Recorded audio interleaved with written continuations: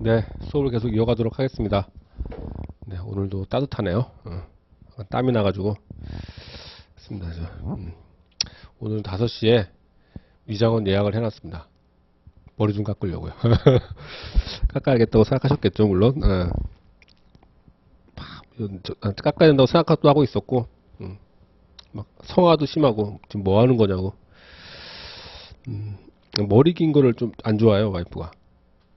머리 긴 거, 특히 수염. 저는 수염 나는 좀 놔두는 편이거든요. 근데 물론 수염 멋있지는 않고, 도둑놈 수염 있잖아요. 도둑놈 수염. 이렇게. 그죠? 이렇게 있으면, 여기만 나요, 이렇게. 여기만 나는 수염인데, 친구들은 이제 여기 나는 애들이 있잖아요. 아주 멋있더라고요. 우리나라는 많지는 않은데, 친구 녀석들 보면 몇몇 녀석들이 있는데, 이렇게 나는 친구들이 멋있더라고요. 그래서 저는 이제, 기르면 도둑놈, 그리고 뭐, 추접하다. 와이프의 말에 의하면. 전혀 멋이 없다. 그러면서. 그런데, 하여튼, 집에서 좀 성합니다. 빨리 위자원 가라고 해서 오늘 예약을 해놨어요. 네. 간다고. 자, 무명 항고소송이요. 항고소송이니까 일단은 처분에 관한 것, 처분을 결정하는 그 행정청의 그 의사표시, 그걸 다투겠다는 건데, 무명이라고 하는 말은 뭔가 하면, 알려주지는 않으셨는데, 이제 이름이 없다. 즉, 명시적 근거를 찾을 수 없다 이런 거겠죠. 왜냐면 항고소송으로 뭘 해놨냐면, 여러분 물론 배우지 않으셨지만 상관없어요. 취소소송, 그 처분을 취소하는 소송, 처분이 무효 사유가 있다고 그랬죠? 무효인 처분을 확인하는 소송. 이거는 무효인 처분이다. 확인해다오. 이런 소송. 그 다음에 처분을 신청하였는데 처분을 신청했는데 아무런 응답이 없을 때 하는 부작위 위법 확인 소송. 처분을 신청했는데 불구하고 아무런 미동이 없어요. 그때 하는 부작위 위법 확인, 죄송합니다. 부작위 청구 소송이 아닙니다. 죄송합니다. 부작위 위법 확인 소송을 뒀어요. 즉, 우리는 독일에서는 있다는 의무이행 소송을 두지 않았어요. 너는 너는 건축허가를 발급할 너는 갑에게 건축허가 발급할 의무가 있고, 갑인 나는 너한테 나에게 건축허가를 발급하라고 하는 권리가 있어. 그래서 나는 의무이행 소송 제기하겠어. 이제 이걸 우리는 못한다는 거예요. 자, 의무이행 소송 중요합니다.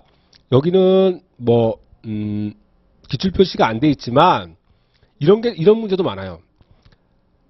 갑이 신청을 했는데 거부당했다. 권리구제 수단을 검토하시오. 이런단 말이에요. 그럼 어떻게 돼요? 거부처분 취소소송 검토한 다음에 의무이행 소송도 먼저 검토하는 거예요.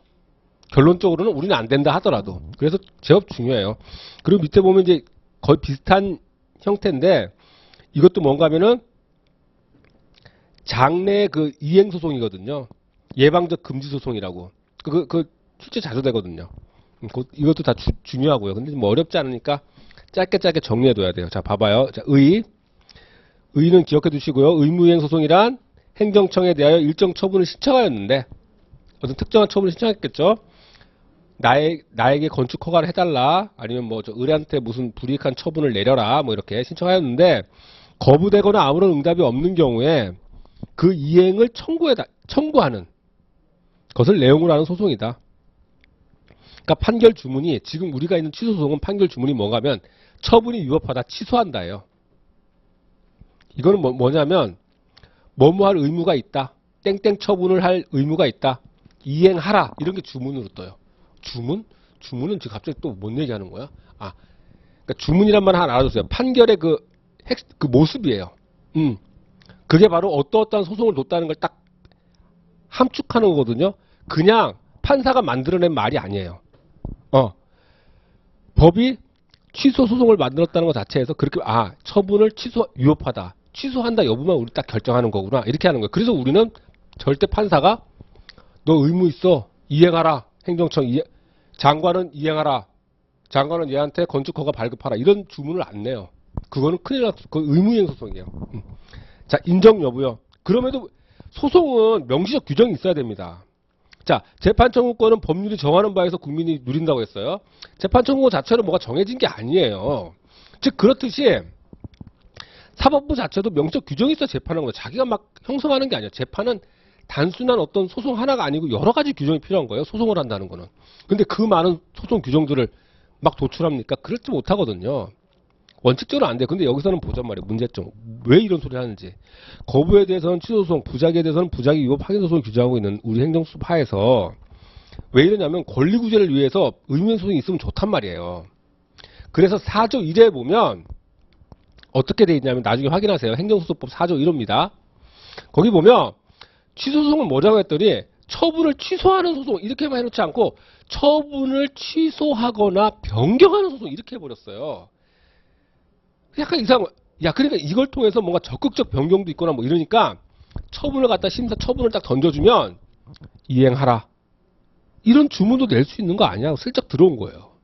그걸 갖고 왜? 이 사람들은 왜? 약간 무리라는 걸 알아요. 하지만 왜? 권리구제를 위해서는 좋으니까. 절실하니까. 그래서 인연에서 문제 된다는 거예요. 자, 학설. 자, 권력분립 원칙. 권력분립 원칙을 이유로 하는 소극설 안 된다. 권력분립 원칙은 뭐예요? 왜? 행정청의 1차적 판단권을 존중하고 항고소의 사후심사 성격. 즉 뭐다? 자, 가령 아무런 응답을 하지 않았을 때 이게 아무런 응답을 안 내? 사법부에 와가지고 이 소송을 인정한다고 생각해 보세요. 문제가 뭐가 있냐면 지금 행정청은 한 번도 이 법률의 해석 적용의 기회를 갖지 않았어요. 물론 자기가 뭐 했든 안 했든 간에 그런 해석 적용을 한 바 없어요. 우리가 정하고 있는 행정소송법 항고소송은 뭐예요? 행정부가 1차적으로 판단을 하면 그 판단을 판단해 보라는 거예요. 어떤 법률 문제가 있다고 해서 그것만 해도 되는 게 아니라 근데 여기서 뭐예요? 아직 얘는 판단해 본 적도 없어요. 근데 선제적으로 판단하는 결과가 된다는 거예요. 그러니까 권력분립 원칙에 반한다. 그랬더니 이제 권리구제를 본다는 입장은 이런 거죠. 그러면 권력분립. 실질적 기능적으로 권력분립 원칙을 봐라. 기계적으로 보지 마. 이렇게 보자는 거예요. 그럼 이런 걸 읽을 때 그럼 앞에 견해는 형식적으로 권력분립을 보는 건가? 이렇게 생각하지 마세요. 견해가 자기들은 이렇게 주장하는 거니까 슬기롭게 넘겨야지. 그럼 이게 서로 다른 얘기 이렇게 생각할 필요가 없죠. 이 사람은 개인의 권리 보장을 위해서 이쪽 견해는 하자 이렇게 하는 거라. 두 견해를 보니까 서로 타당해요. 그랬더니 절충선이 나오는 거죠. 맞다. 행정청이 1차적으로 판단한 다음에 사법부가 판단하는 게 맞다. 그래서 이런 경우를 보자는 거예요. 처분의 요건이 이르적이라면 굳이 행정청이 판단 안 했다고 해서 그걸 문제 삼을 필요는 없지 않느냐 이 얘기예요. 너 뻔한 법 해석 적용이라면 그 처분 요건이 이르적이니까 권력분립에 위배되지 않는다. 일단 이르적이라면. 그리고 권리구제를 인정하지 않으면 회복할 수 없는 손해가 발생한다. 그리고 다른 구제 방법도 없다. 이런 세 가지 요건이 있을 때는 제한적으로 인정하지 않은 절충설도 있다는 거예요. 소리 이해하시겠죠? 자, 판례 보세요. 이제 이런 거를 그대로 좀 옮겨주시면 좋겠죠. 의무행 소송 인정하지 않습니다. 이건 제가 붙인 제목일 뿐이고요. 자, 본문 판례를 보면 현행 행정소송법상 줄 쳐보세요. 현행 행정소송법상 줄 쳐주세요. 저 끝으로 가세요. 이행 판결을 구하는 소송이나 줄 치세요. 이행 판결을 구하는 소송. 즉 주문을 이렇게 요구하네요. 행정청 건축허가를 발급하라. 이행 판결을 구하는 소송. 이게 뭐예요? 의무행 소송을 말하는 거예요. 자, 끝으로 가요. 형성 판결을 구하는 소송은 허용되지 아니한다. 결론적으로 말하면. 자, 앞으로 다시 갈게요. 현행 행정소송법상 가로치세요. 행정청으로 하여금 일정한 행정처분을 하도록 명하는 이것이 곧 이행소송이에요. 그리고 이제 여기서 나오는 주문이 이행 판결이고요.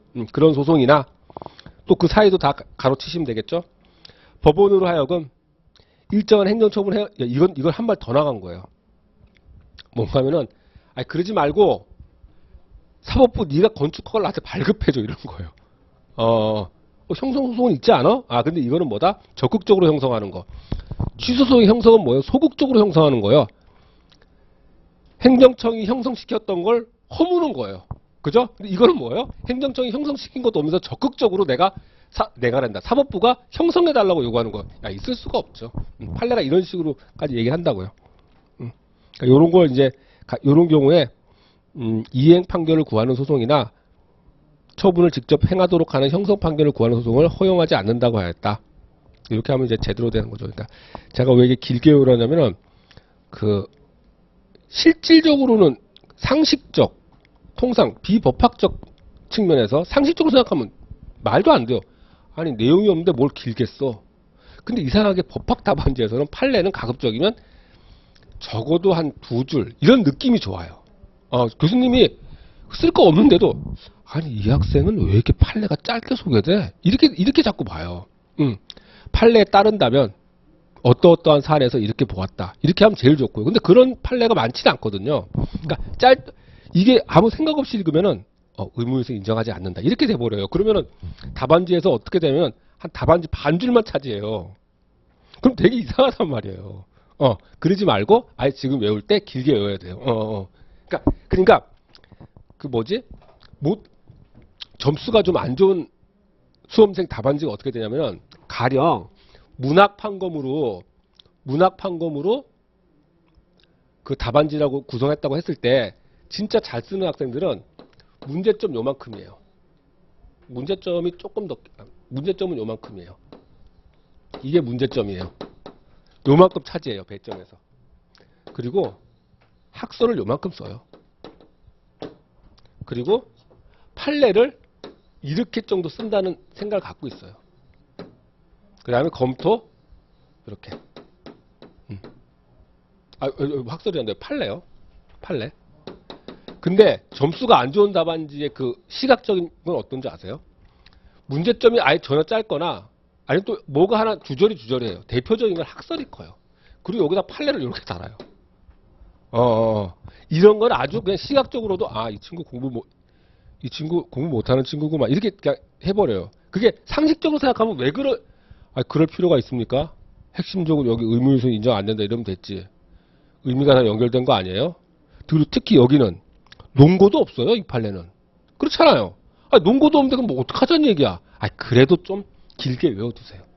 그게 법학 답안지에서 수험법학 답안지에서 득점하는 데 굉장히 유리하거든요. 그러니까 지금 행시는 이렇게 넘기는 거죠. 그래서 10맹갈 써야 되잖아요. 아마 그거 10분 안 보실 거예요. 10분도 길게 말한 거예요. 아마 5분 보실 거예요. 쓱 보면서 일단은 인상이 딱 들어와요. 그러면서 좀 보신다고 하거든요. 그러다 이제 눈에 걸리면 자세히 읽게 돼요. 자세히 읽으면 점수 깎이는 거예요. 뻘소리하고 있고 막 이러면서 깎이고. 하여튼 근데 이런 식이라면 판례를 두툼히 써준다면 그래 내가 생각하는 그 판례를 쓰고 있네. 그러면서 두툼히 써준다면 교수님들이 좋아하시는 거죠. 이것도 이제 공부할 때 생각을 안 하면 너무나도 상식적으로 너무 그게 맞아요. 판례는 의무에서 인정하지 않는다. 이렇게 하고 이쪽엔 권력 분립 때문에 안 된다는 견해. 그 다음에 권력 분립을 기능적 실질적으로 보면서 개인의 권리 구제를 위해서 인정하자는 견해. 그리고 3가지가 있었지.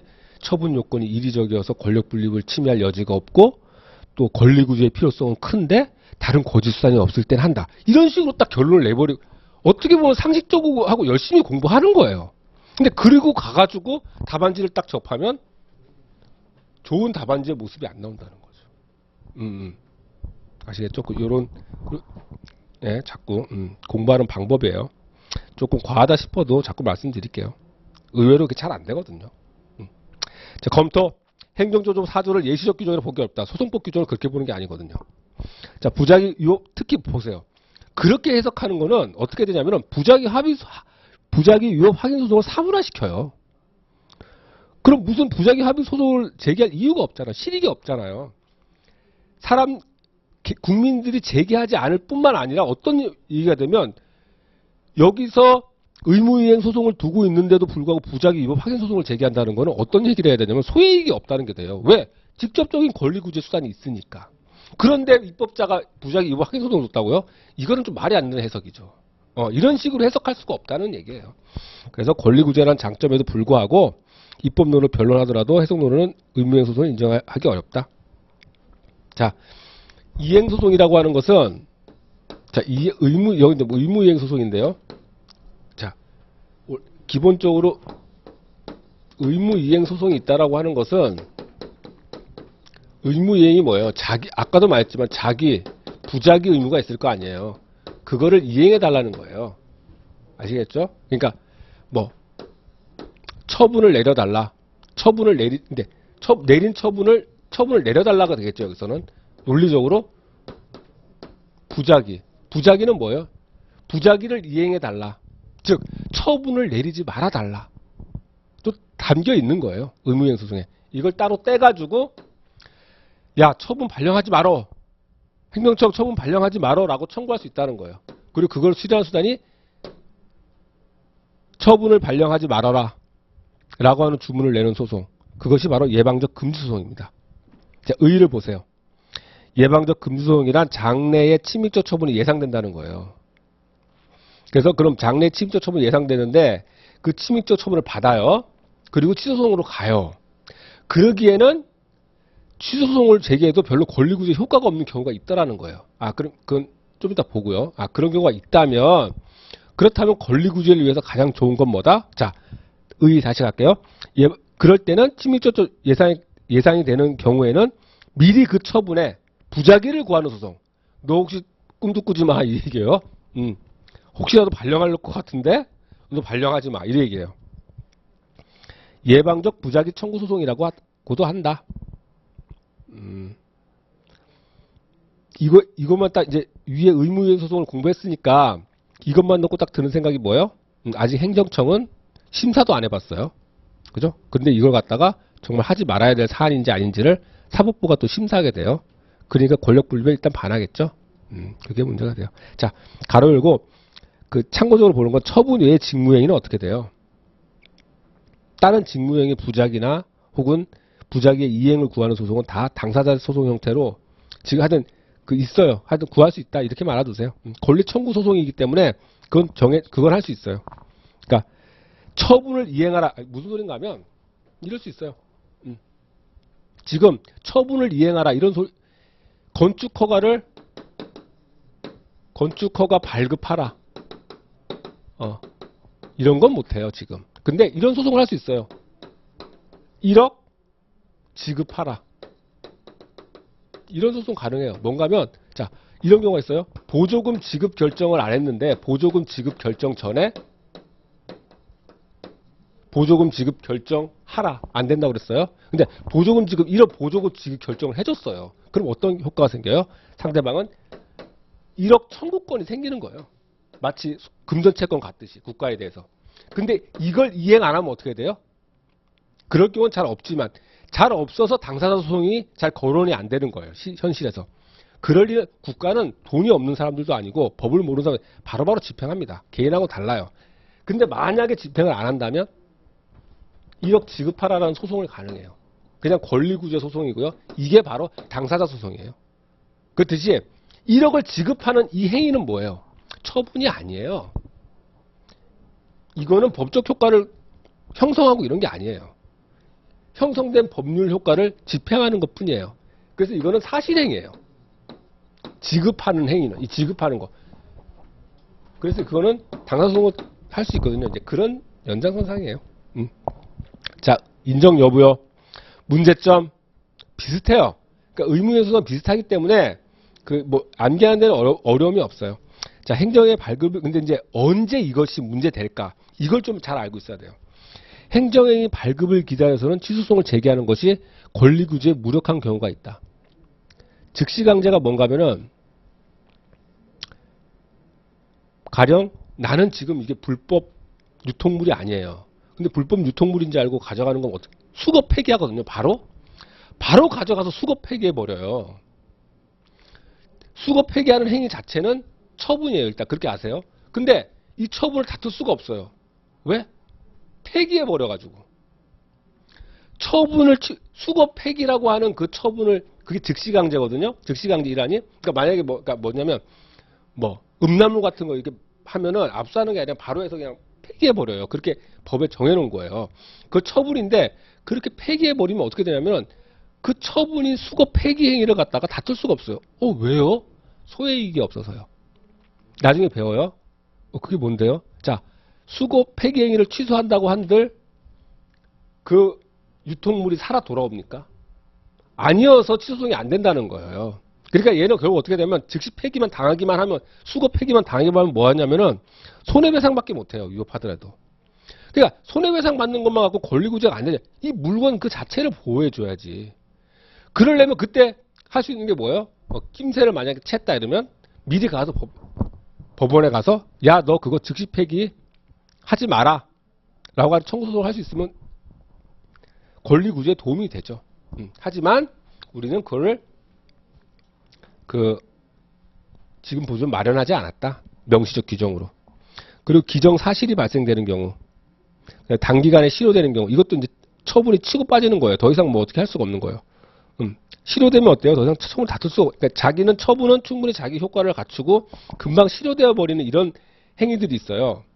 그런 걸 말하는 거예요. 나중에 보면 알게 되고.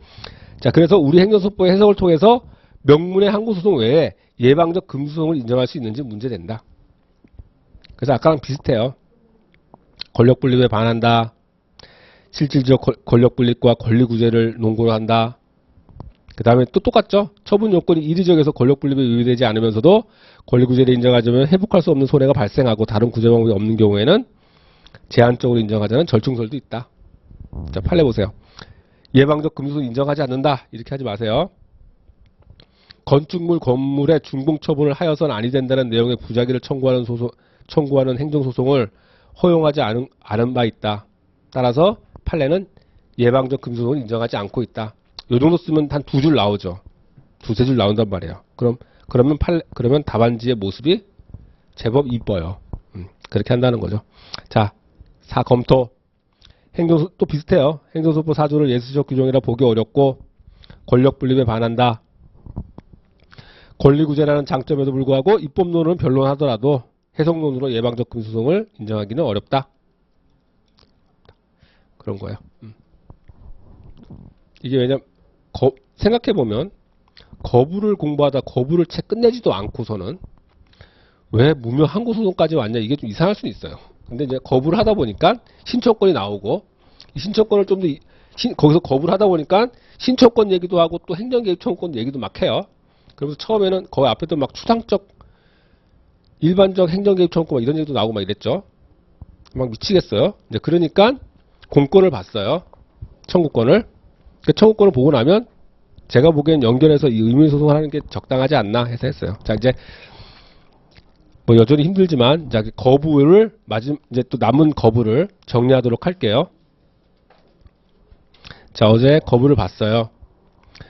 뭐 꼭 리딩 판례가 좋은지는 모르겠지만 하여튼 그 거부가 처분이기 위한 요건 혹은 거부 처분의 적법성, 여러분한테 질문 많이 들어와요. 그러면 일반론 설치하고 결론은 이 사건 거부에 대해서 취소소송을 제기하는 것은 적법하다. 뭐 이제 이런 결론을 내려야 되는 거예요. 그럴 때 깔아주는 일반론 홍동백서 낙장불입이 그 판례가 되는 거예요. 그죠? 근데 그 무엇보다도 좀 유기적으로 사건 해결이 안 돼요. 뭔 말인가 하면 일반론하고 이제 여러분이 볼 게 잘 안 될 거예요. 그래도 그렇게 흉내내는 거 막 어거지로 갖다 붙이는 거 정도라도 할 수 있으면 되는 거예요. 지금 아니 그렇게 어렵게 배우고서도 잘 안 된다고요? 지금부터 이제 보는 판례만 봐도 알 수 있어요.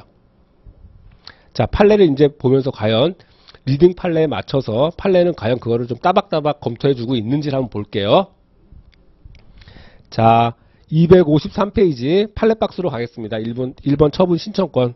자, 처분을 신청하고 과연 신청해서 이제 거부 사례가 이루어졌는데 그 거부가 과연 취소소송의 대상이 되는지 혹은 손은 적법한지, 자, 이런 사건들이 쭉 모여 있습니다. 자, 첫 번째 사건이요. 행정재산의 사용기한이 만료된 자가 사용수익 허가 처분을 신청하는 거예요. 그리고 뭐 거부를 받았겠죠. 이게 뭔가 하면 행정재산은 이런 조문이 있는 거예요.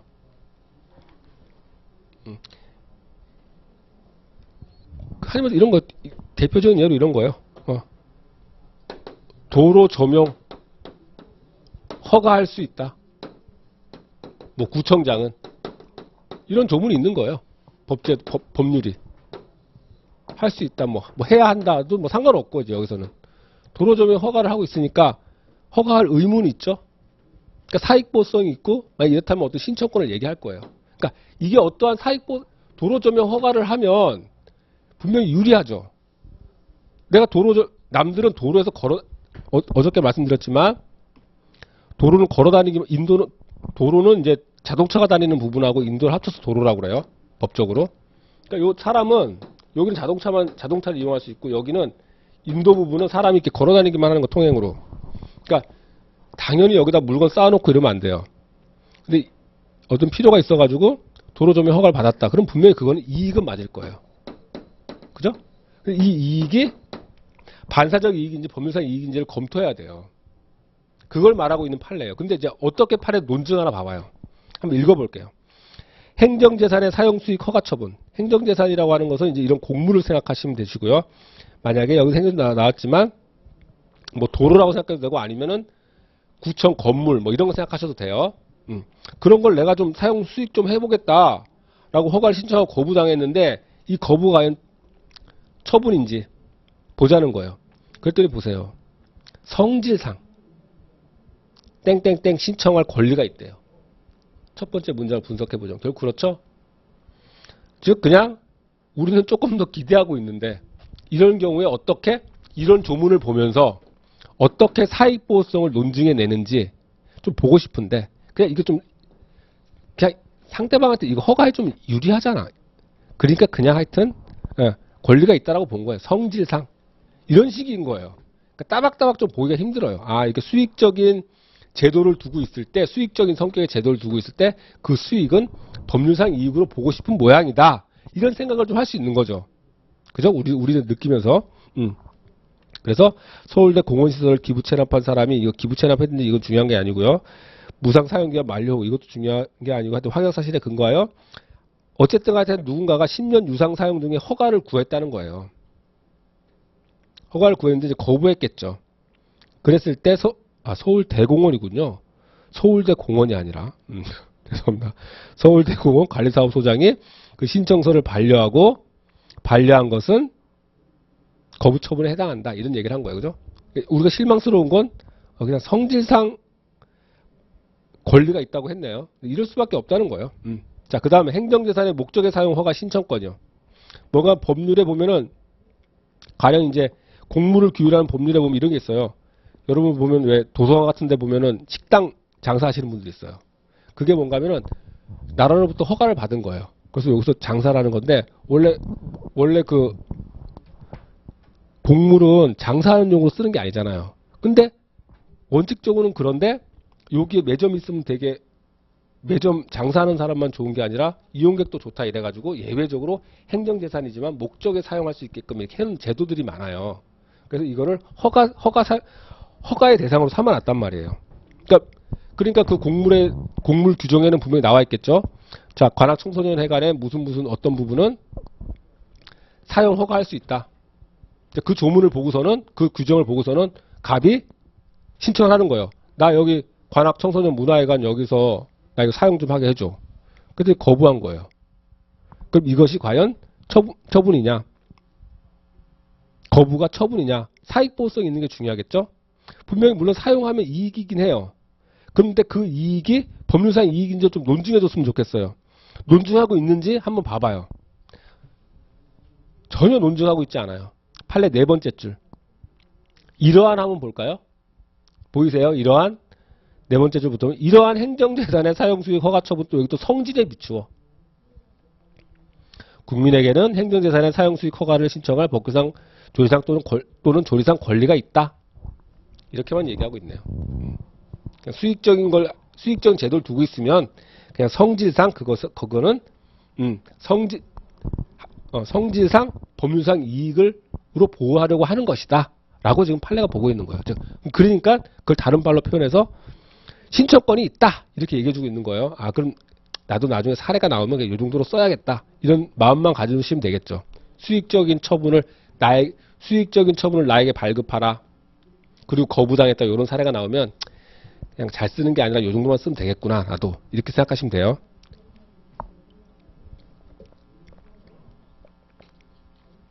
그 다음에 보조금 반려해진 신청 사례요. 요거는 옆에다 해주세요. 안 그러면 여러분 다시 한번 또 읽어야 될 거예요. 제도가 이렇게 되는 거예요. 국민은 보조금을 신청해요. 보조금을 신청합니다. 너무 내가 작게 쓰나? 자, 국민은 개인은 지자체장에게 각 지자 서울시 도지사면 도지사 지자체장에게 보조금을 신청할 수 있어요. 그러면 지자체장은 재정부 장관인가? 이름이 자꾸 헷갈리네. 지식경제부 장관이래요. 장관에게 이걸 내부 신청해요. 주는 게 어떨 것 같아요? 물어본다는 얘기예요. 그러면 오케이 하면 여기 보조금 결정. 아닌 것 같아. 그거 하면 안 될 것 같은데. 그러면 거부. 이렇게 하는 거예요. 물론 왜 제도를 이렇게 만든지는 그것까지는 일단 따지지 말고 이유가 있겠죠. 뭔 말하면 국민하고 얘하고 직접 만나게 하면 안 돼? 라고 하는데 제도를 이렇게 둔 거예요. 그렇다는 건 뭐예요? 이거는 내부 행위라는 거예요. 대외적으로는 얘가 하는 거고. 그랬더니 자, 신청을 하니까 두 번째 신청을 해요. 그랬더니 뭘 했냐면은 장관이 이거 안 돼. 노 사인을 거부 사인을 보낸 거예요. 그러니까 얘는 신청했는데 거부하고. 그랬더니 이 갑이 이것과 이 거부와 이 거부를 다 가지고 온 거예요. 오케이? 그 사안에서 이것은 성질상 신청권이 인정된다. 왜? 수익적인 얘기는. 그렇지만 이거는 신청권이 인정되지 않는다라고 한 거예요. 오케이? 이것도 뭐 논거를 딱히 되지 않았어요. 긴 얘기가 뭔가 하면 이 긴 글이 사안을 갖다 얘기하고 있는 것 뿐이에요. 그래서 여기서는 아예 성질이라는 말도 아예 쓰지도 않고 결론은 마지막 줄이에요. 밑에서 두 번째 줄 같이 볼까요? 그 장관의 반려회신은 항고소송의 대상이 되는 행정처분에 해당하지 않고, 즉 거부는 처분이 아니고 반려회신이 거부예요. 반려회신이 거부 딴 말 아니에요. 혹시라도 지식경제부 장관의 반려회신이 바로 신청에 대한 거부예요. 그러니까 아시겠죠? 신청하니까 내부적으로 가서 신청 들어와서 어떨 것 같아? 물어보고 아닌 거. 이 신청. 그래서 얘의 반려회신은 처분이 아니다. 하지만 지자체장, 광주시장의 이 처분은 반려처분이다. 이렇게 본다는 게 있다는 거예요. 지금 보는 판례들 예비라서 지금 첫 단계라서 자세히 보는 거예요. 다음부터는 안 보려고. 그러니까 지금 한번 꼼꼼히 봐줘요. 뭐 그렇게 대단한 거. 예, 왜냐면 좀 흉내낼 만한 게 별로 없잖아요. 자, 그 다음 이것도 보세요. 상수원 수질보존 지역의 토지 소유자의 토지 매수 신청에 대한 거부행위. 이거는 똑같아요. 이것도 뭐 수익적 제도를 둔 거예요. 뭔가 하면 이거는 토지를 매수할 수 있다. 토지 매수 결정을 할 수 있다. 자, 무슨 행정청은 토지 매수 결정권을 갖는다. 이렇게 하는 거예요.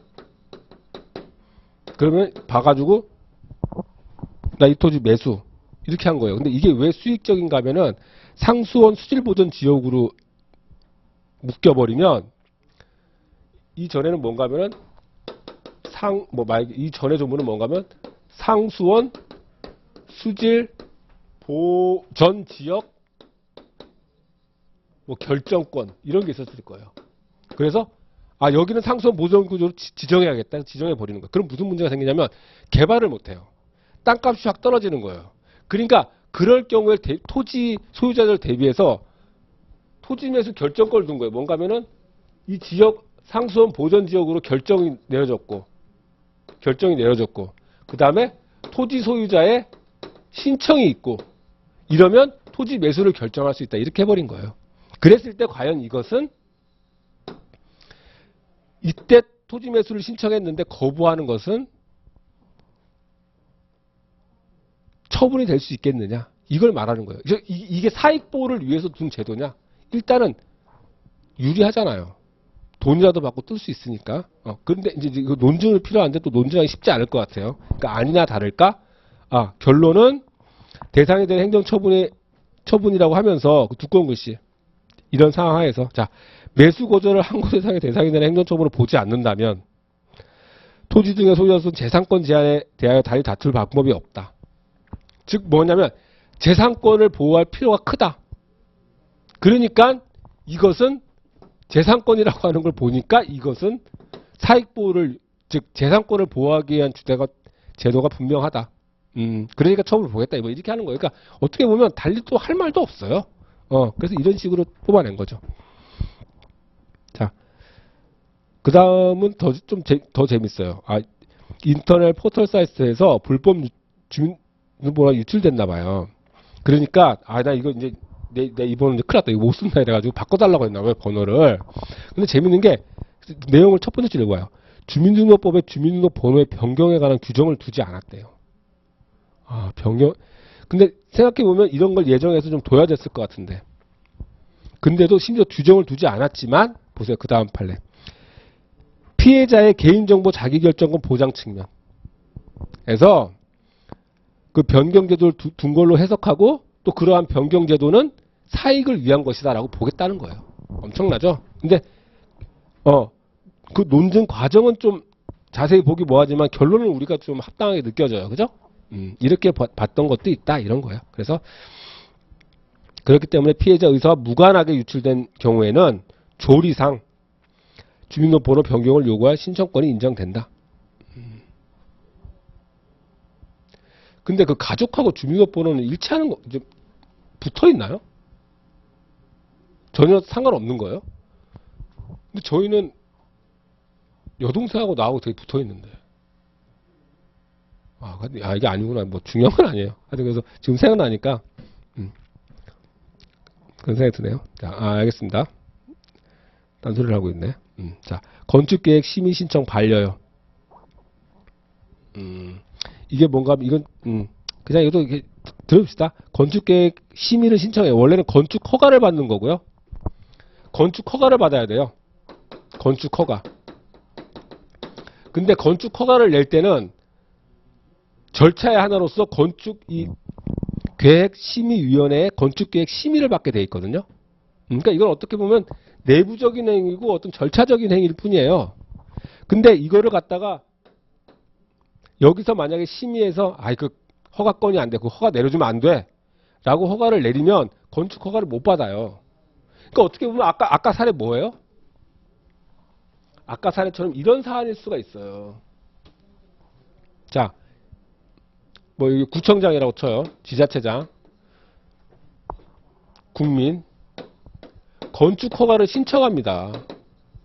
그러면 얘는 심의를 갖다가 요구해요. 위원회. 건축계획 위원회에다가. 그러면 보고서는 이거 이 지역에다가 이거 하는 거는 좀 아닌 것 같아. 아니 해도 될 것 같아. 오케이. 이러면 구속력까지는 바로 하지 않지만 이거에 바탕을 두고서는 이게 OX에 따라서 얘도 허가를 해주고 말고 하거든요. 그러니까 아까랑 비슷하게 이걸 내부적 행위로 볼 수도 있었어요. 이거는 아니다. 이건 내부적 행위다.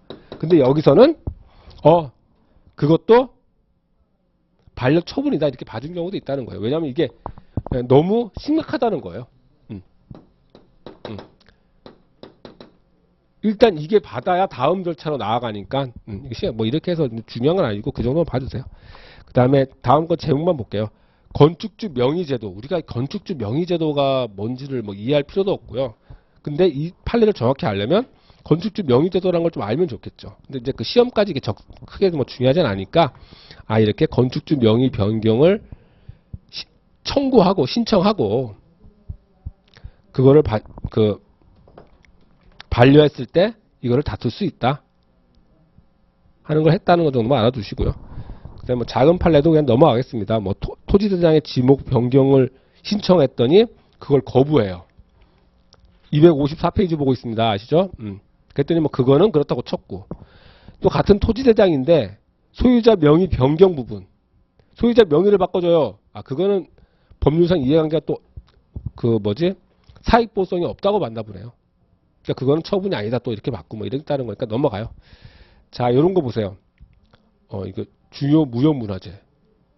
이걸 보니까 생각나는, 일단 이거 그 친구 선배님 중에 선배 아버님이 그 화살 만드시는 분이세요. 전통 화살. 이건 뭐죠? 이 화살에서 이걸 뭐라 그러죠? 이거 말고 이거 화살만 따로 이것도 그것만 만드는 장인이 있대요. 그래가지고 뭐 나무를 어떻게 깎고 여기는 이 손잡이 부분은 꽁의 털로 하고 이런 거라는 거예요. 그래서 이런 얘기를 몰랐어요. 모르다가 이제 술 마시면서 이렇게 얘기를 하다가 아버님이 그렇다고 그런 거예요. 그 형이 1년 선배인데 너무 신기한 거예요. TV로 보다가 그 무형문화 물어보면 어떻게 그거를 하셨을까? 그러면 계속 다른 직업이 없이 하셨던 거였는데 그건 아니었다고 하시더라고요. 그래서 지금 나이 드시고는 그것만 하는데 주요 무형문화재로 인정돼가지고 그거를 이제 하신다는 거예요. 그래서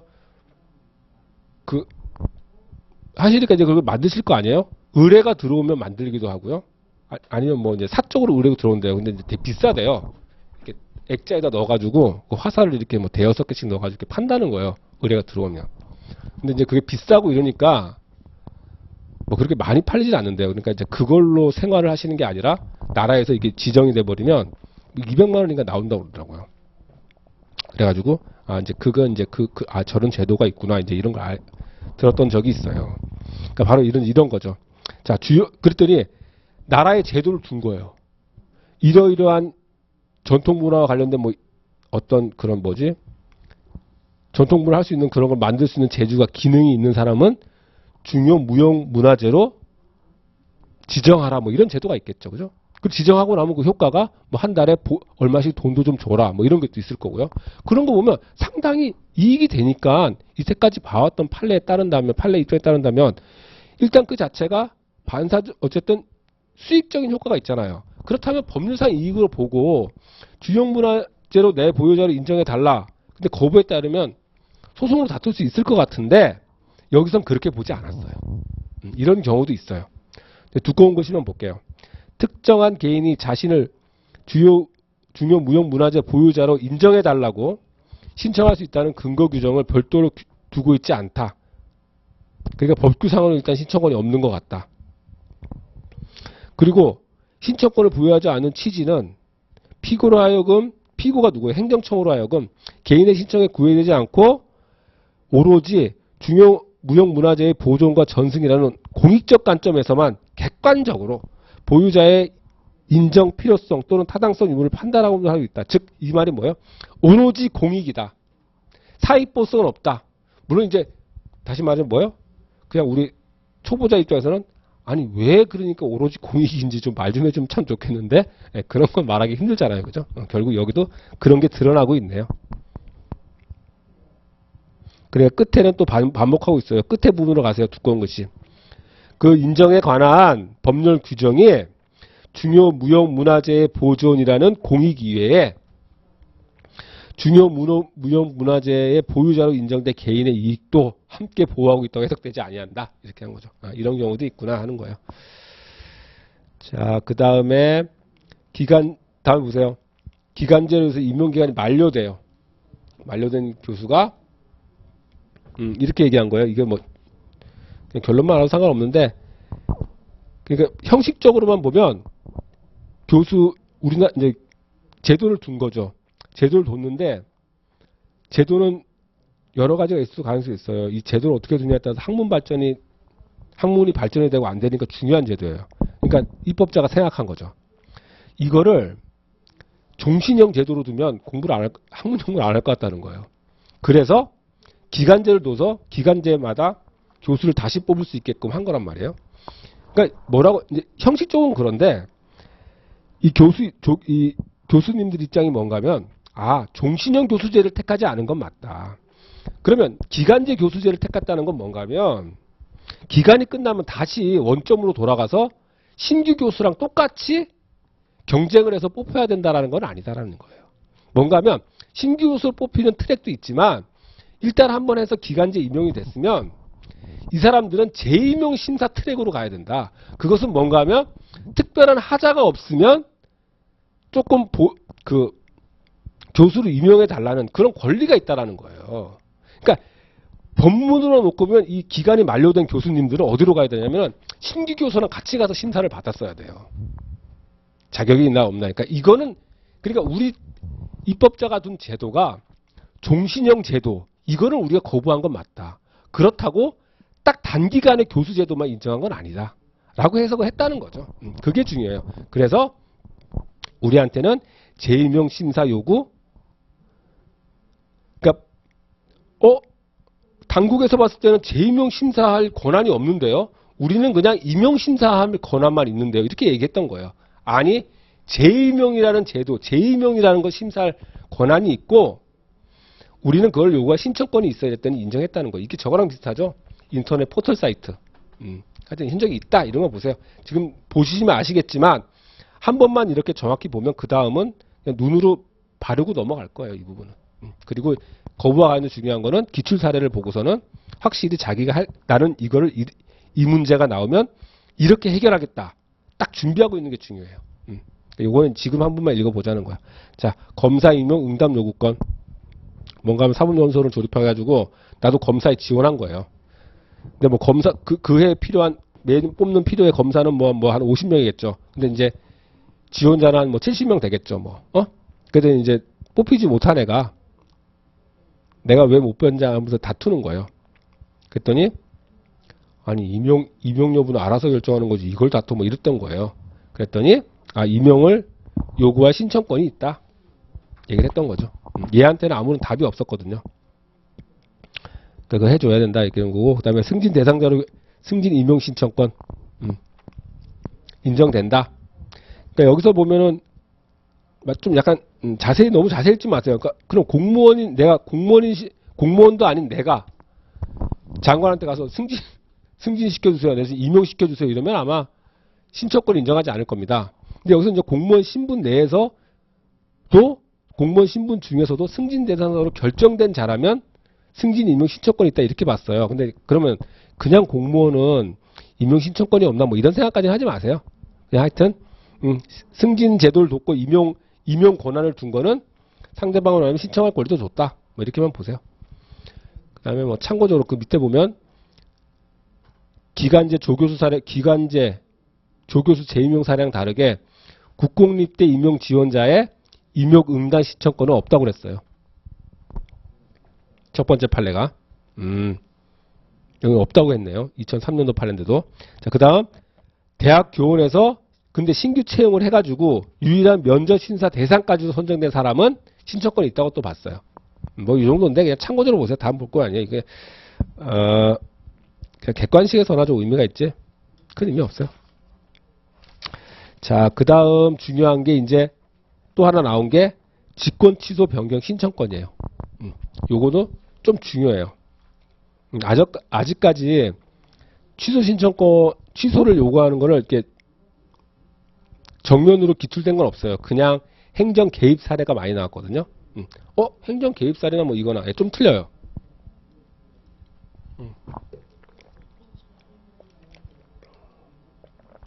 자, 뭔가 하면 우리가 봤죠? 지금까지 본 걸 보면 만약에 어떠한 권한을 행사해가지고 어쨌든 그 상대방에게 이로운 효과가 발생되면 그것은 법이 보호하는 이익으로 보자. 가급적이면 지금 그렇게 하고 있었어요. 지금 하고 왔어요. 자, 그럼 이걸 보잔 말이에요. 법에 이런 게 있어요. 자, 법에서 영업정지 권한을 부여했어요. 법률에서. 그럼 뭐 이것도 주체 방식 절차 요건이 있겠죠. 그러면 또 법에 또 뭘 뒀어요. 두지 않았어도 있는 건데 만약에 영업정지에 하자가 있으면 직권 취소 권한도 뒀어요. 요건은 뭐예요? 성립에 하자가 있을 것. 이렇게 있는 거죠. 자, 영업정지 받은 상태에서 직권 취소 제도는 어떤 의미가 있어요? 상대방한테 유리하죠? 그죠? 유리해요. 그러니까 유리하면 그동안 우리가 어떻게 했어요? 여기 보이진 않지만 다른 말이 없어도 아 이게 유리하다. 유리하다. 그렇다는 것은 이 유리함은 법이 보호하려고 하는 거다. 법이 보호하려고 하고 싶은 거다. 그러니까 신청권이 있다. 가급적이면 이렇게 보자는 거죠.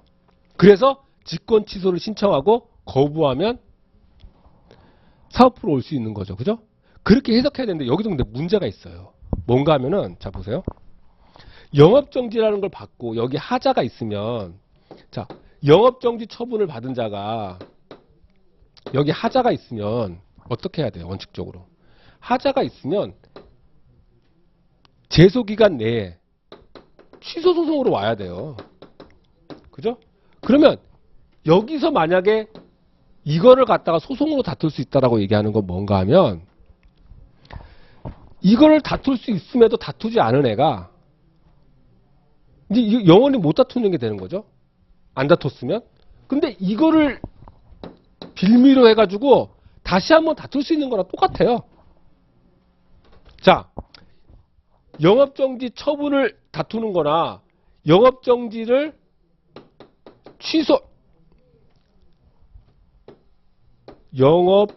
이 발급한 영업정지 취소 거부를 다투는 거나 똑같은 거 아니에요? 맞죠? 똑같은 거예요. 영업정지를 다투려고 하는 거나 그 영업정지를 취소했더니 취소하지 않는 행위를 다투는 거나 똑같단 말이에요.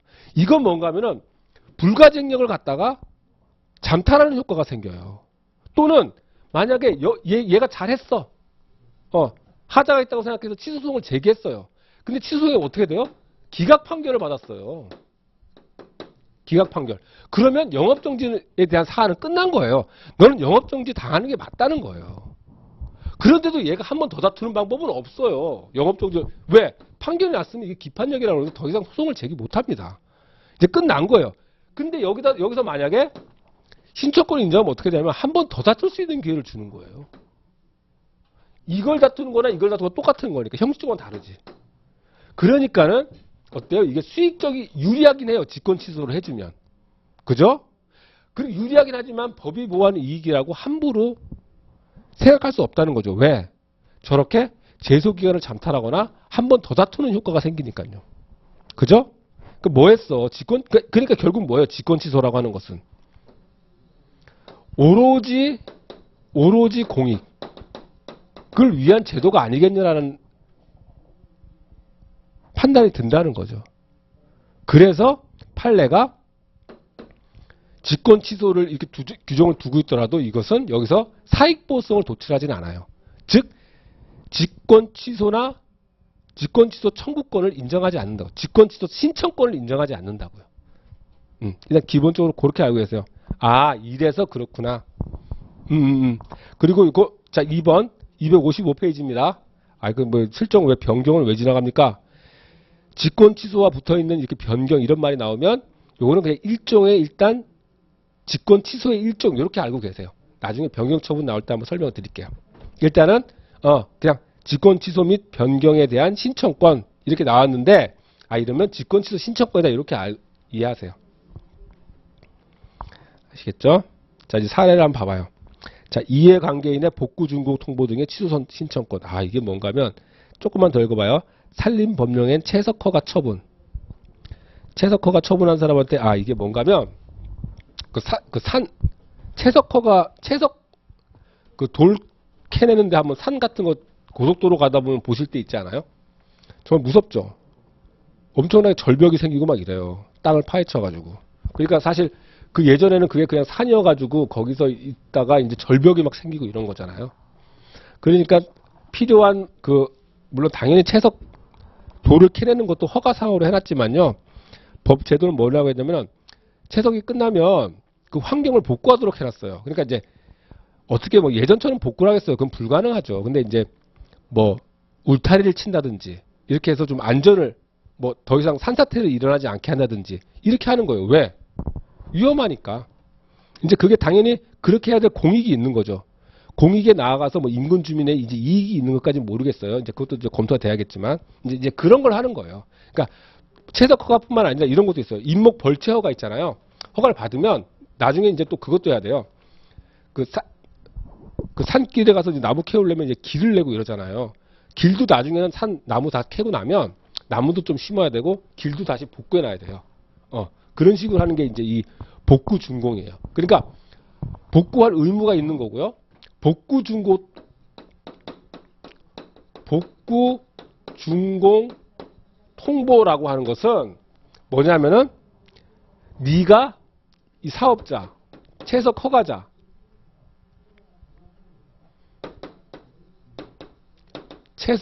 허가를 받은 자, 갑으로 하여금 너 할 일 다 했다 이런 거예요. 할 일 다 했다 이런 거예요. 그러니까 이게 인근 주민이 보기에는 인근 주민이나 하여튼 관련자, 이해관계인, 주변 사람이 보기에는 아직 다 안 됐는데 이해관계가 있을 수 있죠. 그죠? 그래서 만약에 이 복구준공 통보 제도가 만약에 제3자의 이익도 법률상 보호하려고 하는 거다 이러면 얘가 어떻게 되겠어요? 이걸 다툴 수 있을 거예요. 그죠? 이게 지금 뭐예요? 어떤 사례랑 똑같아요? 공유수면 매립 면허 사례. 그죠? 이 적극적 처분 다툴 수 있을 거예요. 당연히. 그냥 이거는 말이 얘한테만 향해 있지 나에 대한 불이익한 처분, 이 사람에 대한 그냥 불이익한 처분이에요. 실질적 제3자율. 자, 불이익한 처분 하자에 있으면 다툴 수 있어요. 근데 지금 뭐 하자는 거예요? 얘가 이때 하자에 있는 건 안 다투고 이때 하자 있을 때는 안 다투거나 또 한번 다퉜겠죠. 다퉜을 수도 있어요. 그러면서 나중에 또 뭐 하냐면 얘한테 복구 준공 통보 취소하라고 요구하는 거예요. 아까 말했던 거 맞죠? 영업정지 받으니까 영업정지 한번 다퉈보고 그것도 안 되니까 영업정지 취소를 신청해서 그것도 안 해주니까 그걸 다투겠다고 하는 거예요. 그죠? 그러니까 어떻게 하겠어요? 해줄 수 있겠어요? 안 해주겠어요? 못 해줘요. 그런 거예요. 다 지금 나오는 게 그런 거예요. 그러니까 논증은 잘 할 수 없어요. 결과적으로 뭐예요? 자, 두꺼운 글씨 한번 읽어볼게요. 취소 신청과 관련해서는 아무런 규정을 두고 있지 않다. 당연히 뭐 본문 그렇겠죠. 하지만 그렇지 않더라도 자, 조리상을 보겠다. 두꺼운 글씨만 읽어볼게요. 원칙적으로 별도의 법적 근거가 없더라도 스스로 직권 취소할 수 있지만 그와 같이 직권 취소할 때는 사정만으로 신청권이 부여된 것으로 볼 수 없다. 예? 즉 오로지 공익만 위한 제도다. 이렇게 우리가 한번 좋게 생각해 주는, 당연히 그런 의미를 담고 있는 거고요. 그러니까 사익보성이 없다 이런 의미고, 굳이 우리가 판례를 위해서 논거를 모색해 보자면 뭐다? 제소기간 잠탈, 그죠? 또는 두 번 다툴 수 있게 하는 거다. 한편 뭐 이런 게 나오겠죠. 그러니까 그걸 아니까 판례는 결론을 인정할 수 없었을 거예요. 자, 다음 것도 똑같아요. 이렇게 제3자가 제3자의 행정행위예요. 갑한테 건축 허가를 하는 거예요. 건축 허가. 건축 허가가 통상은 제3자한테 자, 이제 지금 문제되는 거는 궁극적으로는 건축 허가 취소 거부예요. 나중에 이제 문제되는 거는 갑에 대한 건축 허가 취소 거부 이거예요. 갑에 대한 건축 허가 얘가 신청을 하니까 이 거부를 하는 거 이제 이게 문제 되는데, 그 전에 이 건축 허가라고 하는 걸 보면 어떻게 되냐면, 이 건축 허가는 원래 원칙적으로 보통 이제 법을 해석하기 나름이지, 법을 이제 해석해 봐야겠지만 통상은 제3자가 다툴 수는 없어요. 건축 허가 자체도. 요거는 이제 이 이해관계, 이 주변 사람들, 옆집에 건물 쓰면은 내가 좀 답답한데 나의 이익과도 관련되는 거 아니야? 그래도 법률상 이게 아니라고 볼 때가 많아요. 이것은 그게 아니다. 근데 이제 이것도 보면 뭐예요? 심지어 이걸 다툴 수 있다고 하더라도, 건축 허가를 다툴 수 있다고 하더라도, 얘 인근 주민이, 옆 사람이 다시 건축 허가 취소를 신청하고 그 거부를 다투는 것은 어때요? 이걸 한 번 더 다투거나 이거의 제소기간을 잠탈하는 거예요. 그죠? 그러니까 사익보호성을 인정할 수 없을 거예요. 그래서 이것도 똑같은 위의 논리로 인정하지 않았어요. 자, 그 세 번째 줄. 조치를 요구할 수 있다는 취지의 규정이 없다. 줄 쳐놓으세요. 그리고 마지막에 와가지고 마지막 줄 위에서 중간부터 그 밖에 보이십니까? 그 밖에 조리상 이러한 것을 인정하고 볼 수 없다. 이렇게 한 거예요. 자, 256페이지요. 즉, 이래서 불가쟁력이 발생한 처분에 대해서는 처분 변경 신청권이 인정될 수 없다. 뭐 이런 말을 하고 있다는 거죠, 판례가. 혹시라도 좀 나오면, 그러니까, 제가 왜 이걸 말씀드리냐면, 사례는 그동안 그냥 적극적인 개입 청구권을 갖다가 제3자가 다툴 수 있느냐? 적극적인 개입 청구권, 얘한테 그냥 개입 청구권을 할 수 있는데, 이거를 처음에 신청하고, 이걸 거부한 걸 다투는 거였어요. 그죠? 응? 이런 사례가 나오거나, 아니면, 공유수면, 자, 다시 말씀드릴게요. 지금 우리가 예상할 수 있는 사례는 뭔가 하면, 이렇게 얘한테 수익적인 처분을 내리는 거예요. 수익적 처분. 그럼 뭐예요? 거부 사례가 아니라 얘가 얘를 다툴 수 있는 거. 원고적격 사례. 이거 많이 배웠어요. 요거 준비해 두시고요. 그 다음, 또 뭐가 있다? 얘가 얘한테 신청을 하는 거예요. 다른 불이익 처분을 내려달라고. 불이익 처분을 내려달라고 요구하는데, 그것이 거부됐을 때, 어떻게 다투느냐가, 거부 처분 적파냐가 하나의 쟁점이라고 그랬죠? 근데 또 하나, 불이익한 처분인데, 불이익한 처분 중에서도, 공유수면, 예를 들어서 공유수면 매립 면허 취소를 갖다가 신청하고 다투는 게 아니라 지금처럼 뭐예요? 이 수익적 처분에 취소를 신청하고 그 거부를 갖다 다투는 건 뭐다? 다시 한번 또 인정할 수 없다라고 하는 것. 요걸 한번 좀 기억해 두자는 거예요.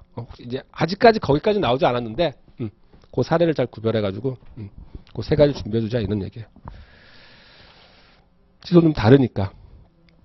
그런데 자, 256페이지 세 번째요. 철회 변경 신청권. 자, 여기서 또 변경이 붙어 있네요. 요거는 이게 철회에 붙어 있는 변경은 철회의 그냥 일종으로 생각하세요. 철회와 취소의 큰 차이가 뭐였죠? 다 같은 행정행위인데 성립상 하자를 이유로 있던 행정행위를 소급적으로 소멸시키는 게 취소였고요. 하자는 없어요. 유효하게 성립된 거고요. 뒤늦게 바뀐 사정 변경을 이유로 소멸시켜요. 장래를 향해서. 요 차이였던 거죠. 그런 철회인데, 철회는 재밌는 게, 철회는 뭐예요? 철회는 다시, 아까 말했던 취소랑은 달라요. 왜 그런가 하면, 철회는 어떤 처분에 주로 있냐면, 지속적인 처분 옆에다 하나 써놓으세요. 계속적 효력을 갖는 처분, 지속적인 처분, 이런 거. 개발 제한 구역 지정. 이거는 단순히 끝나지 않아요. 자, 계속적 효력을 갖는 처분. 계속적 효력 갖는 처분. 가령 개발 제한 구역 지정. 이러면 어떻게 돼요? 그냥 한 번 개발이 제한되는 게 아니라 그 지정된 땅 내에 있는 토지 소유자는 쭉 그냥 이게 철회되기 전까지 이게 이제 그만 지정 안 할게요. 이거 지정 해제되기 전까지는 지정 해제라는 게 결국 철회죠. 그 전까지는 계속 닫는단 말이에요. 그러니까 이 사람이 생각해요. 자, 지정 해제가 처음 났을 때 이때는 하자가 없어서 다툴 마음이 없어요. 하자가 없다고 생각해. 그래 뭐 적당한 것 같다. 근데 이게 시간이 쭉 가면서 계속 있으면서 요 시점에 와서 어떤 사정 변경이 생긴단 말이에요. 이랬을 때는 보는 거예요. 이러면 이제 철회해야 되는 거 아니야? 자, 뭐예요? 법에서 개발 제한구역 지정 권한 이렇게 두고 두 번째 이거 사익보호성 있어 없어요? 토지 소유권 때문에 사익보호성 있겠죠. 그죠? 자, 이러한 지정 철회 권한 있어요. 심지어 이런 명시적 규정이 없어도 철회 권한은 법 규정에 담겨져 있는 거라고 그랬죠? 그 쟁점이 뭐였어요? 철회는 법적 근거를 요구하는가? 그죠? 그 논증해가지고 법적 근거가 없어도 된다는 게 결론이었죠? 그러니까 혹시라도 어떤 법률에서 어떤 권한을 계속적인 이런 권한을 줬다면 사정이 바뀌면 철회 권한도 할 수 있다는 권한도 주어진 거예요. 자, 이것은 사익보호성이 인정된다고 합시다. 소유권을 위해서. 그래서 개발 제한구역 지정을 하면 소유자는 다툴 수 있어요. 자, 이거는 그럼 이것도 분명히 지정 철회에 좀 유리해요. 이거를 갖다가 법익으로 봐주고 그래서 신청권을 인정한다면 이것도 직권 취소를 인정하는 것처럼 그런 문제가 생깁니까? 두 번 다툴 수 있는 기회를 준다든지 아니면 제소기간을 잠탈하는 그런 효과를 주는 거예요? 이건 아니에요. 이건 왜냐하면은 여기서도 자, 이건 그게 아니에요. 여기 있는 하자를 다투려고 하는 게 아니라 여기 있는 사정 변경을 다투려고 하는 거잖아요. 이거는 원래 이것도 다툴 수 있어야 되고요. 법에서. 바뀌었으면 이것도 다툴 수 있는 기회가 있었어야 되는 거예요. 이거는 야, 왜 여기서 다퉜으면 됐지 여기서 안 다투고 왜 직권 철회한다. 철회를 빌미로 이걸 다퉈 이런 상황이 아니잖아요. 과거에 얘는 이걸 다투고 싶다는 뜻이 아니에요. 지금 사정 변경이 바뀐 여기 있는 처분을 다투고 싶다는 거예요. 그러니까 철회나 취소랑은 달리 그런 야, 이놈이 이거 다퉈놓고 한 번 더 다투자는 얘기네. 혹은 야, 이거 제소기간 도과하니까는 이거 수스네. 이런 상황이 아니라고요. 그러니까 어때요? 사익보호성을 좀 인정하는 게 아무래도 인정하면 국민의 권리구조에서 좋겠죠. 그리고 지금 이걸 보더라도 인정할 필요가 있고요. 그래서 철회 변경에 대한 신청권은 판례가 상당히 인정하고 있어요. 그걸 우리가 확인할 수 있어요. 자, 한번 봅시다. 그 두 번째부터 볼까요? 두 번째부터 볼게요. 두 번째 사안이 뭐예요? 토지 소유자의 제3자에 대한 건축허가 철회 신청권. 이게 뭐예요? 을이 건축허가자예요. 건축허가를 받았나 봐요. 건축허가 좋겠네요. 근데 이 사람이 땅은 자기 땅이 아니었나 봐요. 그 해당 토지 소유자. 토지 소유자. 처음엔 좋았어요. 상관없고 건축허가 받을 만하고 얘가 임대료도 내고 계약이 있었어. 근데 더 이상은 이제 뭐예요? 토지를 사용할 권한이 없더라는 거예요. 그럴 때 건축허가를 받아서 괜히 건축물 쓰면 어떻게 돼요? 내 땅에 골치 아픈 일만 생겨요. 나중에 이거 철거 청구해야 되고요. 사법적으로. 그랬더니 얘가 알아, 건축허가 나 왜 진작 그때 다투지 않고 지금 와서 다투고 이런 거 아니야. 그때는 문제 없어서 안 다투고 나는 그냥 인정하려고 그랬어. 그래서 사정 변경이 생겼어. 얘가 임대차 계약을 연장하지 않았어. 그러면서 건축허가 받았다고 건축을 하려고 그래. 그래서 내가 이제는 뭘 요구하는 거예요? 이 건축허가의 갑에 대한 건축허가의 취소를 신청하는 게 아니에요. 처음에 잘못했다는 게 아니에요. 사정이 바뀌어서 철회할 만한 일이 생겼어. 철회를 신청할게 했더니 그 신청에 대해서 거부를 한 거예요. 이 거부는 얘가 다툴 수 있다. 알겠죠? 당연하겠죠. 요거는 앞에 그 인근 주민이 여기서 뭐였어요? 인근 주민 병은 어때요? 병은 인근 주민이 뭘 했어요? 앞 페이지 보세요. 255페이지. 건축허가의 취소를 바랬어요. 심지어 인근 주민일 뿐인 놈이라고 하면 안 되는데 인근 주민일 뿐인 사람이 그리고 또 뭐예요? 건축허가의 철회를 신청하는 게 아니라 발급됐던 건축허가의 취소를 신청하는 사안이었어요. 그거랑 좀 조금 다르니까 혹시라도 뭐 하지 마시고. 근데 자, 그리고 저 위에 이제 두 번째 판례를 해결했고요. 자, 첫 번째 판례 보세요. 첫 번째 판례 공사 중지 명령 어때요? 한 번으로 끝나는 게 아니라 지속적인 거죠. 계속 공사하지 말라는 거예요. 근데 물론 당연히 여기는 사정 변경이 생기면 공사 중지 명령을 철회해 줘야겠죠. 그게 당연히 그런 제도가 있을 겁니다. 없어도 도출해 내는 거예요. 공사 중지 명령 권한이 있다는 것은 사정 변경이 생기면 당연히 공사 중지 명령 철회 권한도 있는 거예요. 그랬더니 너 공사 중지 명령 철회 권한 있잖아. 그거 좀 행사해 줘. 했더니 거부한 거예요. 당연히 이거 유리한 거니까 신청권 인정해 줘야겠죠. 사정 밖에서. 그래서 인정했어요. 그러니까 보통 이렇게 그 불리한 처분을 갖다가 철회해줘라고 신청하는 거는 다 신청권 인정할 수 있다고 본 거예요. 그런데 예외적으로 꼭 그런 건 아니에요. 세 번째 판례. 토지 형질 변경 행위 허가. 이게 뭐예요, 결국은? 토지 형질을 정해놓은 거예요. 결국 개발 행위 제한 구역 지정하는 거랑 별 크게 다르지 않아요. 이게 뭐예요? 이 토지는 이렇게 이해하시면 돼요. 이 토지는 뭐 건축물만 지으라든지 주택만 지으라든지 이렇게 생각하세요. 야, 이런 류의 행위인가 보다.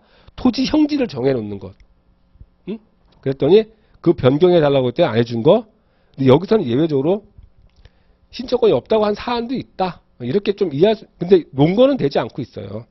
그냥 신청권이 인정되지 않는다. 사익보호성이 없다. 즉 이거는 오로지 공익을 위한 거다. 이렇게 봤다는 거예요. 그러니까 신청권을 법원에 갖고 오지 마라. 거부당했다고.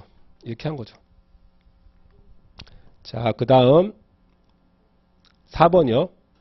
여기서 안 배웠던 행정계획 철회 변경 신청권이 나와요. 지금 이 상황에서는 행정계획이라고 쓰고 그냥 처분이라고 생각하세요. 계속적 효력을 갖는 처분. 지금 단계에서는. 예. 그냥 개발 제한 구역 지정 제도 이런 것처럼 그런 게 지금 행정계획이다. 이렇게 생각하세요.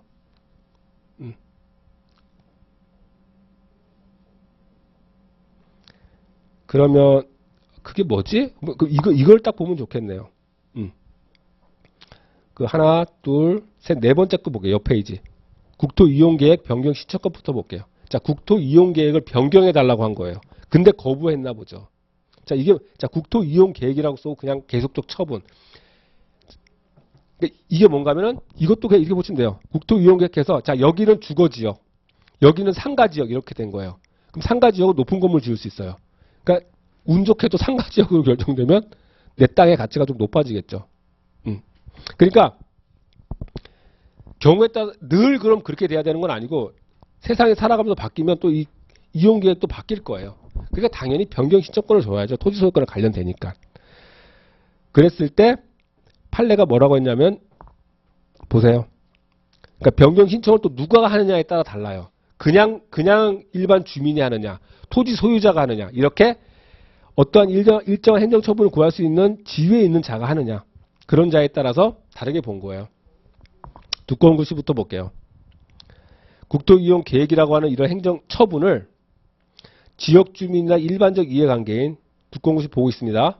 그들이 일일이 변경을 신청한다. 즉 이때 변경이라고 쓰고 그냥 철회라고 읽으세요. 일일이 철회를 신청할 권리를 인정해 줄 수는 없을 것이지만, 그죠? 그런 사람들이 인정하는 거는 사익보호성이 없다. 그런 사람들을 위해서 국토계획 이용 변경 권한이 있는 것이 아니다. 그러한 변경 권한은 누구를 위해서 있는 것이다? 장래 일정한 기간 내에 관계법령이 규정하는 시설 등을 갖추어 일정한 행정처분을 구하여 신청을 할 수 있는 다른 신청을 할 수 있단 말이에요. 폐기물 처리 사업 허가를 신청할 수 있어요. 폐기물 적정 사업을 통보받은 자는. 그렇게 허가를 받으려면 국토이용계획이 변경돼야 돼요. 여기는 녹지지역이다. 그래서 다른 건 설치할 수 없다. 이 계획을 약간 바꿔줘야 된단 말이에요. 예외적으로 폐기물 일부는 들어올 수 있다. 이렇게 계획을 바꿔주면 구청장 이제 허가권자는 폐기물 처리 사업을 허가를 한단 말이에요. 이 정도 이해관계에 온 사람은 국토이용계획 변경을 신청할 수 있고 거부당하면 다툴 수 있다. 이런 얘기를 하는 거예요. 자, 제목만 볼게요. 그 위에. 도시계획이라고 그랬죠? 도시계획이라고 하는 구역을 설정한다는 거예요. 거기 내 토지 소유자가 이 처분을 변경해달라고 한다는 거예요. 할 수 있다고요. 토지 소유자 정도는. 단순한 지역 주민이나 일반 요구권자가 아니니까. 그런데 그 첫 번째 판례로 가볼게요. 그럼 256페이지. 그러한 도시 행정계획을, 그러한 계속적 처분을 일반 지역 주민이 변경을 신청하는 거예요. 그럴 때는 인정하지 않았다고요. 이 정도만 알아두세요. 밑에 것도 그냥 제목만 볼게요. 나중에 이제 왜냐면 행정계획에서 또 한번 보니까 그때 보면 또 조금 나요. 이게 행정계획이 이러한 성질을 가져서 같은 철회를 해도 약간 인정하지 않는구나. 이제 이런 것도 느끼게 돼요. 그래서 또 도시계획 구역 내에 어떤 행정계획이고 계속적 처분으로 생각하세요. 이러이러한 처분을 내려줬구나. 그런데 토지 등을 소유하고 있는 주민은 어떻게 된다? 신청권이 있다. 이렇게 본다는 거예요. 자, 좀 받고, 그 다음에, 257페이지. 또 이것도 한번 볼까요? 제목만 볼까요? 문화재 보호구역 보이십니까? 257페이지. 문화재 보호구역 지정 제도가 있는 거예요. 그러면 이제 어떻게 되냐면 이제 개발이 보존해야 되니까 좀 개발의 제한을 받겠죠. 그 프랑스인가? 프랑스가 이제 그 예전에 그 과거의 그런 건물들이 많이 남아 있잖아요. 그게 법으로 다 정해져 있대요. 함부로 고치지 못하고 심지어 내부 뭐 외부적으로 바꾸거나 이러면 다 그 관청의 허가를 받아야 된다고 그러더라고요. 그래서 이제 그렇게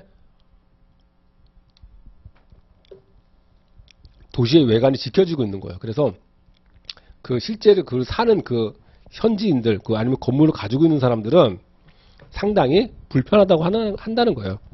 하지만 이제 그 불편함보다는 얻어지는 이익이 많으니까 관광 수익 같은 게 있을 테니까 이제 프랑스라는 나라는 그걸 유지하고 있는 거겠죠. 자, 그런 것처럼 우리는 뭐 그런 것까지는 뭐 도시에 그런 게 많이 남아있지는 않아도 하여튼 우리도 나름대로 문화재를 보호하기 위해서 문화재 보호 구역이라는 걸 설정하고 지정을 하고 그 지정 제도를 하면 여러 가지 이제 뭐 불이익한 효과도 생기나 봐요. 그러니까 이제 지정을 갖다가 지정할 때는 적법했겠지만 이제 변경할 사유가 생겼다. 그래서 지정 해제가 뭐가 있어요? 해제가 일종의 철회예요. 그때는 좋았다. 그래서 안 싸웠다. 알고 있는데 이제 이게 이제는 더 이상 필요 없게 됐다. 그럴 때 그걸 해제를 신청할 권리가 있겠느냐는 거예요.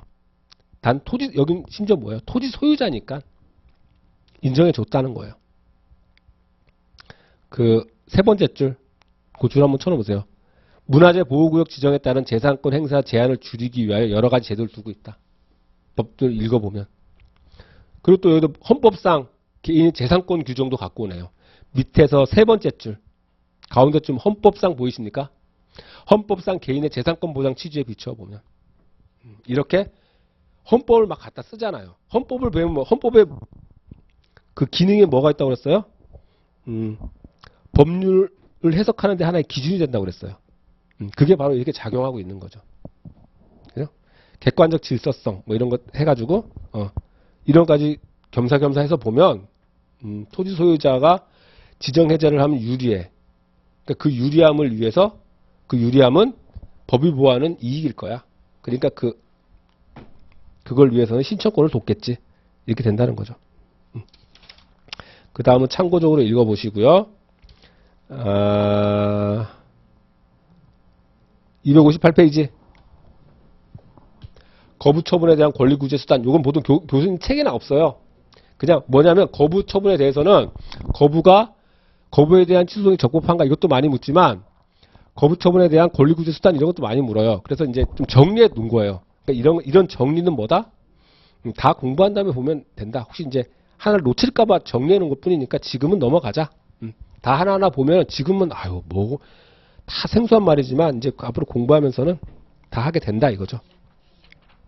자, 이러면 대상적격과 관련돼서 거부를 하나 끝냈어요. 이제 거부라고 하는 걸 하면서도 이게 또 제가 오리엔테이션만큼이나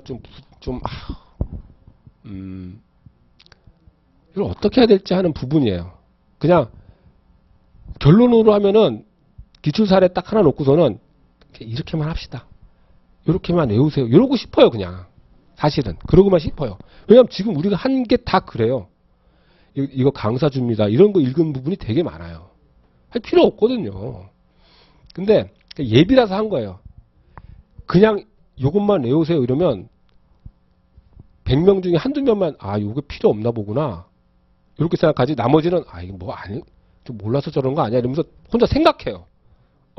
그걸 막으려고 제가 이거 한 거예요. 그러니까 약간 막으려고 지금 어제 1시간, 마지막 1시간부터 지금까지 그러니까 결국 하루를 쓴 거예요. 물론 주제 자체는 뭐 하루 쓸만하긴 한데 내용으로는 자꾸 뭔가 모순되는 것만 자꾸 발견해내는 거고 해결은 못하고 있으니까 사실은 좀 그렇긴 해요. 근데 이제 이렇게 했으니까 이거 뭐 답이 안 나오는구나. 정리해야겠다. 이렇게만 했으면 좋겠어요. 아니면 당신만 그럴 거야. 내가 수소문 해봐야지. 그건 괜찮아요. 다른 강사들은 잘 가르칠 거야. 괜찮은데 제가 다 돌아다니면서 먹어보고 식당 차린 거예요. 저도. 그러니까 그러셔도 괜찮아요. 찾아보셔도 되는데 하여튼 제가 말하는 거는 본인이 생각하지 말자. 내가 이거 해결할 거야. 내가 누군데. 이거는 내가 당신보다 머리 좋아. 알아요. 여기는 머리 좋다고 되는 게 아니에요. 수학이나 물리학의 영역은 당연히 머리 좋으면 20살도 노벨상 타는 거예요. 이건 그게 아니어서 그래요. 한 번이라도 더 읽은 사람이 좀 나와서 말씀드리는 거예요. 자, 10분간 쉬었다가 재결을 공부하도록 하겠습니다. 네.